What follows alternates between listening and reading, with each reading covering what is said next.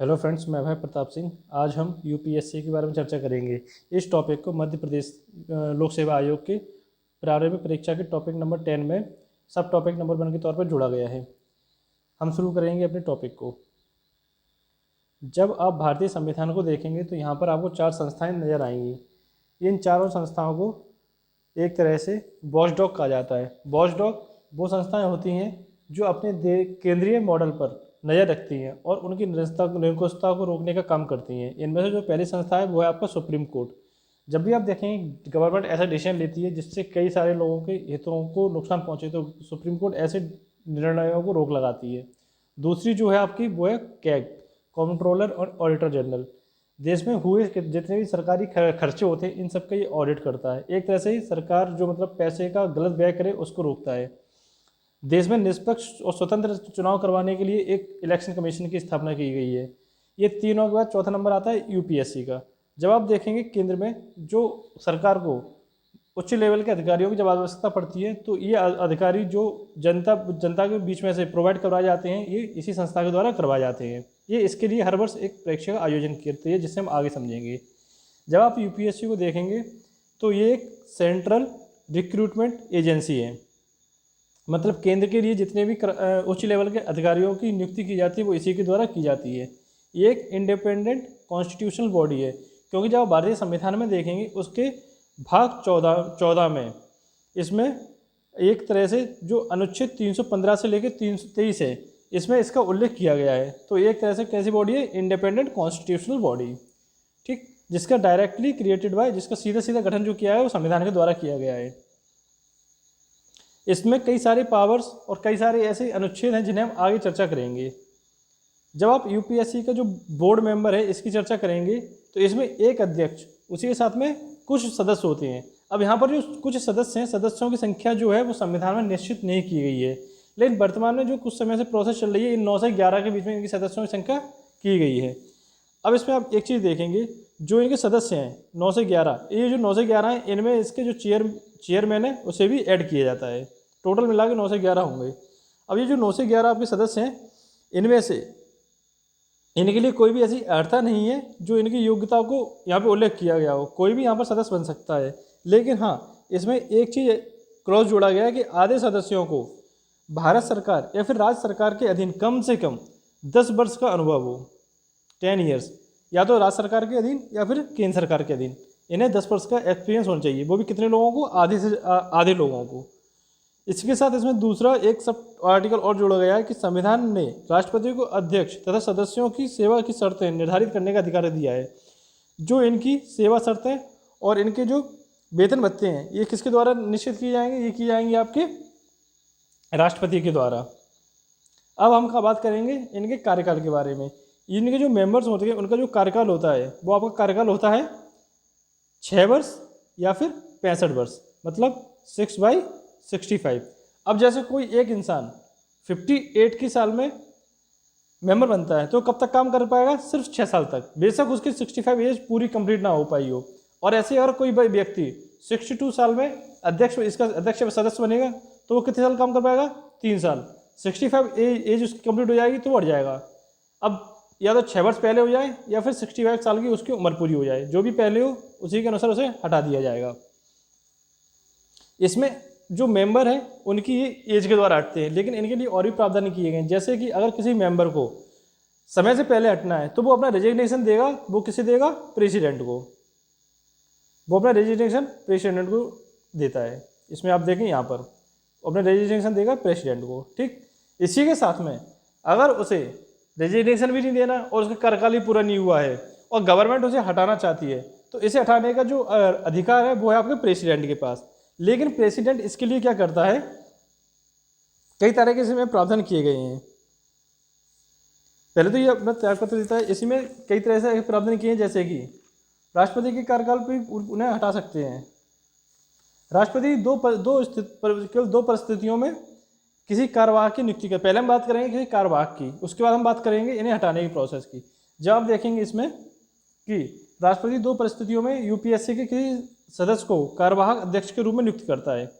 अब देखिए जो सदस्य हैं, कितने सदस्य थे अपने? 9 से 11।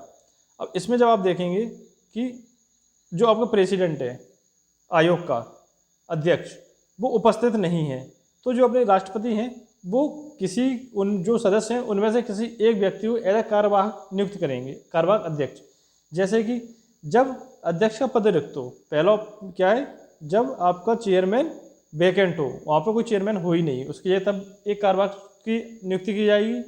उसी के बाद दूसरा इसमें दिया गया है वो ये है, अध्यक्ष अनुपस्थित हो या फिर दूसरे कारणों से वो अपने कार्य नहीं कर पा रहा हो, या तो वो अब्सेंट हो या फिर किसी और कारण से अपने कार्यों को निर्वहन नहीं कर पा रहा हो, तो जब तक वो लौट के नहीं आएगा अपने ऑफिस में तब तक एक्टिंग चेयरमैन की नियुक्ति की जाएगी या फिर जो कार्यवाहक चेयरमैन होगा उसकी नियुक्ति की जाएगी।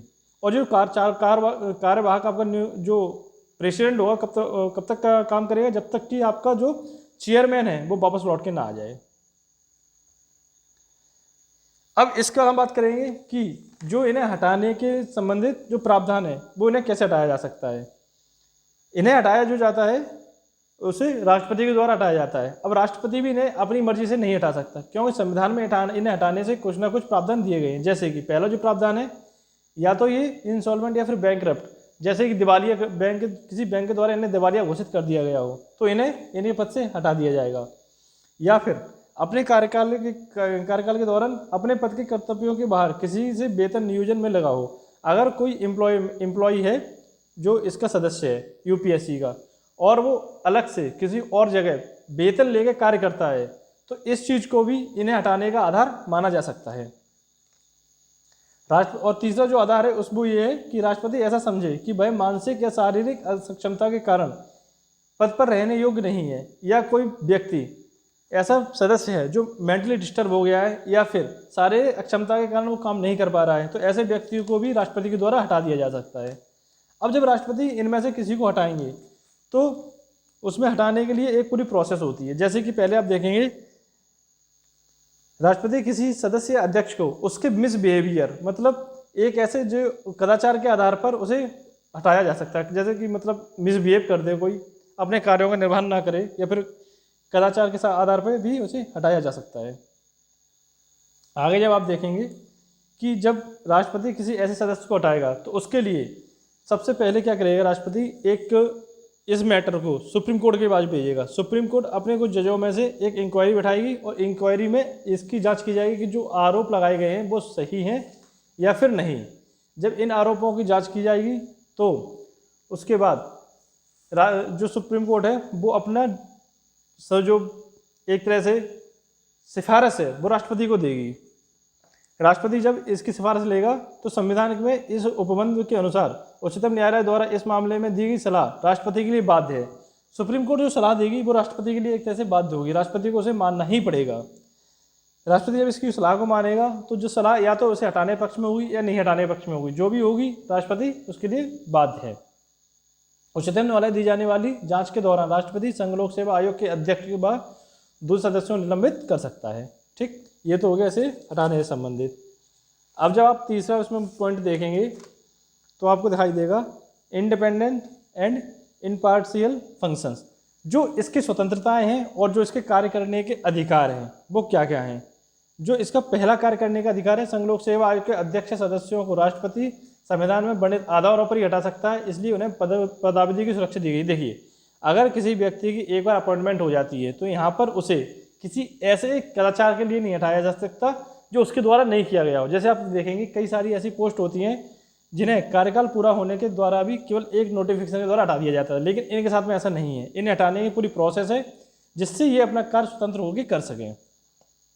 दूसरा आप देखेंगे, अध्यक्ष सदस्य की सेवा की शर्तें राष्ट्रपति तय करते हैं, लेकिन नियुक्ति के बाद इनमें अलाभकारी परिवर्तन नहीं किया जा सकता। जैसे अगर किसी व्यक्ति की सैलरी पहले से फिक्स कर दी गई है 1 लाख रुपए और वो उस पोस्ट पे बैठ जाता है, तो जब तक वो अपनी पोस्ट पर है तो उसकी सैलरी में कोई भी या फिर उसके पद में कोई अलाभकारी परिवर्तन नहीं किए जा सकते। मतलब उसके जो राइट्स है या उसकी जो सैलरी है उसे आप कम नहीं कर सकते, बढ़ा सकते हैं लेकिन कम आप कभी नहीं कर सकते। ये दूसरा इसे स्वतंत्रता दी गई है।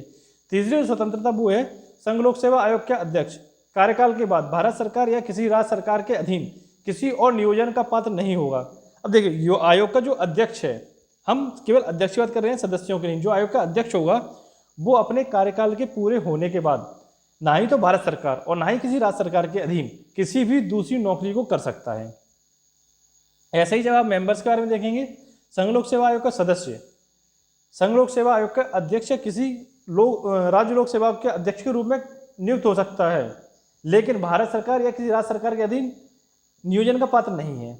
इसमें आप देखेंगे जैसे कि कोई मेंबर है, वो यूपीएससी के मेंबर है, अब उसका कार्यकाल पूरा होता है, वो अपने कार्यकाल के बाद यूपीएससी का चेयरमैन बन सकता है और किसी स्टेट पीएससी का चेयरमैन बन सकता है। लेकिन इसके अलावा वो ना ही तो स्टेट पीसीएस में कोई और जॉब कर सकता है, ना ही यूपीएससी में कोई और जॉब, और यूपीएससी पर केंद्र सरकार के अधीन कोई और जॉब कर सकता है। ये दो है। इसके बाद जो लास्ट वो आप देखेंगे, संघ लोक सेवा आयोग का अध्यक्ष सदस्य कार्यकाल के बाद पुनः नियुक्त नहीं किए जा सकते, मतलब इन्हें दूसरे कार्यकाल की योग्यता के लिए योग्य नहीं माना गया है। केवल इनका एक कार्यकाल होगा 6 वर्ष और 65 वर्ष। आप सोचें इन्हें दोबारा नियुक्त कर दिया जाएगा तो वो नियुक्त नहीं किया जा सकता। इसका जवाब देखें, फंक्शंस ऑफ यूपीएससी, मतलब जो यूपीएससी के कार्य हैं, वो जो कार्य हैं इसमें सबसे पहले आप देखेंगे जो अखिल भारतीय सेवाएं हैं, जैसे कि आईएएस, आईपीएस और आईएफएस, इन तीनों सेवाओं को अखिल भारतीय सेवा कहा जाता है। इन तीनों सेवाओं की नियुक्ति, उसके बाद जो सेंट्रल जॉब्स हैं, जो टॉप लेवल सेंट्रल जॉब्स होती हैं, जैसे कि आपकी ईपीएफओ या फिर रेलवे से रिलेटेड, ये सारे जो जॉब हैं ये भी आपकी रिक्रूट की जाती है किसके द्वारा? यूपीएससी के द्वारा। फिर इसके बाद आप देखेंगे पब्लिक सर्विसेज, जो पब्लिक सर्विसेज है ये भी जो कंडक्ट की जाती हैं ये भी यूपीएससी के द्वारा की जाती हैं। इसके बाद जो आप देखेंगे इसमें 2 या 2 से अधिक राज्य जब यूपीएससी से ये कहते हैं कि आप हम लोगों के लिए एग्ज़ाम कंडक्ट करवाइए, हम अपने एग्ज़ाम करवाने में सक्षम नहीं हैं, तो यूपीएससी उन एग्ज़ामों को भी कंडक्ट करवाएगी। यदि किसी राज्यपाल के अनुरोध पर राष्ट्रपति की स्वीकृति के उपरांत सभी या कई राज्यों की सलाह प्रदान करना। देखिए इसका जो तीसरा काम है वो ये है कि यह किसी राज्यपाल को के अनुरोध पर राष्ट्रपति की स्वीकृति के उपरांत सभी या किसी मामलों पर राज्य को सलाह दे सकता। अब देखो राज्य को अगर किसी सलाह की आवश्यकता है तो वो सलाह किससे ली जाएगी? वो ली जाएगी आपकी यूपीएससी से। इसके लिए प्रोसेस क्या है? इसके लिए राज्यपाल पहले परमिशन देंगे, उसके बाद जो सलाह मांगी गई है उसके बारे में राष्ट्रपति को अवगत करवाया जाएगा। राष्ट्रपति जब उस पर सलाह अपनी मंजूरी दे देंगे उसके बाद यूपीएससी जो है वो संबंधित राज्य को अपनी सलाह दे देगा। इसी तरह इसके और भी कई कार्य होते हैं, जैसे कि पदोन्नति से देने से इनकार, जैसे कोई ऑफिसर है उसे पदोन्नति नहीं देनी है तो वो मना कर सकती है यूपीएससी। ठीक, सिविल सेवाओं पद पर नियुक्ति, जैसे जो यूपीएससी से रिलेटेड जितनी वैकेंसीज होती हैं उनसे संबंधित कई सारे और भी कार्य होते हैं जो यूपीएससी के द्वारा किए जाते हैं। अब हम बात करेंगे आउटसाइड ज्यूरिडिक्शन ऑफ यूपीएससी, मतलब वो कार्य जो यूपीएससी की सीमाओं के बाहर हैं। जैसे कि आप देखें कुछ विषय संघ लोक सेवा आयोग के कार्यों के अधिकार क्षेत्र से बाहर हैं, अब उन्हीं पर चर्चा करेंगे। पहला आप देखेंगे पिछड़ी जाति की नियुक्तियों का आरक्षण देने के मामले में। पिछड़ी जातियाँ जितनी होती हैं उनमें आरक्षण देने संबंधित इसे कोई अधिकार नहीं दिया गया है। पहला ये इसकी सीमा है। दूसरी आप देखेंगे सेवाओं पदों पर नियुक्ति के लिए अनुसूचित जाति अनुसूचित जनजाति के दावों को ध्यान में रखने हेतु इसे संबंधित भी इसे कोई पावर नहीं दी गई है। तीसरे, किसी पद के लिए अस्थायी या स्थापन्न नियुक्तियां अगर वह व्यक्ति 1 वर्ष से कम के लिए पद धारण करता है। ये ऐसी कुछ चीज़ें हैं जिनमें ऐसे सीधे सीमाओं के द्वारा रोक दिया गया है। राष्ट्रपति संघ लोक सेवा आयोग के दायरे से किसी पद, सेवा या वह विषय को हटा सकता है। संविधान के अनुसार राष्ट्रपति अखिल भारतीय सेवा, केंद्र सेवा या फिर पद के संबंधित नियमन बना सकता है। ये सारे नियम बनाने की शक्ति किसके पास है? राष्ट्रपति के पास। अब इससे संबंधित हम कुछ इंपॉर्टेंट आर्टिकल्स की बात करेंगे जो अक्सर पेपर में पूछे जाते हैं। सबसे पहले जो आर्टिकल है उसमें हमने बात की थी कि इसमें 315 से लेके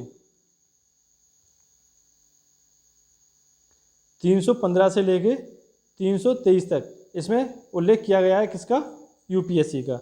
अब सबसे पहले जो आर्टिकल है वो आपका 315, इसमें संघ एवं राज्यों के लिए लोक सेवा आयोग, स्टेट यूपीएससी और स्टेट पीसीएस। यूपीएससी होगा सेंट्रल के लिए और स्टेट पीसीएस होगा आपका राज्य के लिए। इसके बारे में उल्लेख किया गया है। इसके बाद जो आपका आर्टिकल आएगा वो आएगा 316। इसमें कहा गया है जो आपका लोक सेवा आयोग होगा, आपका पीएससी होगा, फिर वो चाहे यूपीएससी हो चाहे स्टेट पीसीएस हो, सदस्यों की नियुक्ति एवं कार्यकाल। टाइम पीरियड और अपॉइंटमेंट के बारे में चर्चा की गई है। इसके बाद है आपका 317 लोक सेवा आयोग के सदस्य की बर्खास्तगी व निलंबन, सस्पेंशन और बर्खास्तगी के बारे में इसमें कहा गया है। जो आपका अगला टॉप आर्टिकल है वो आपका 318 में क्या कहा गया है, लोक सेवा आयोग के सदस्यों एवं कर्मचारियों की सेवा शर्तों संबंधी नियम बनाने की शक्ति। ठीक, ऐसे जब आप देखेंगे 319 में कहा गया है, लोक सेवा आयोग के सदस्यों द्वारा सदस्यता समाप्ति के पश्चात पद पर बने रहने पर रोक। देखिए, अगर किसी का समय समाप्त हो गया तो वो फिर पद पर नहीं बने रहेगा। इसका उल्लेख कहाँ गया है 319 में। अब आएगा आपका 320, जो 320 नंबर का आपका आर्टिकल है उसमें कहा गया है, लोक सेवा आयोग के कार्य। अब जैसे आपके से पेपर में पूछा जाए, निम्नलिखित में से किस अनुच्छेद में ये कहा गया है लोक सेवा आयोग के कार्यों के बारे में वर्णन किया गया है, तो वो किस में किया गया है 320 में। इसके बाद है आपका 321 आर्टिकल कहता है, लोक सेवा आयोग के कार्यों की विस्तारित करने की शक्ति। ठीक ना, कि आयोग के जो कार्य हैं उन्हें विस्तार किया जाए, तो किस में कहा गया है 322 इसमें कहा गया है, जो लोक सेवा आयोग के जो खर्चे हैं एक्सपेंसेस उसके बारे में बात की गई है। और जो लास्ट है उसमें किया गया है 323 लोक सेवा आयोग के प्रतिवेदन। देखिए, जो लोक सेवा आयोग है ये प्रतिवर्ष अपने कामकाज का जो विवरण है ये राष्ट्रपति को देखता है, और राष्ट्रपति उस विवरण का क्या करता है, पार्लियामेंट के समक्ष से रखता है, और उस पर फिर वोटिंग होती है। ठीक, या फिर चर्चा होती है। ठीक है, तो जो राष्ट्रपति जो आयोग का प्रतिवेदन है वो किसमें है 323 में। ये हमारा आज का टॉपिक था यूपीएससी। जल्दी मिलेंगे आपसे अगले टॉपिक के साथ। तब तक के लिए थैंक यू, जय हिंद।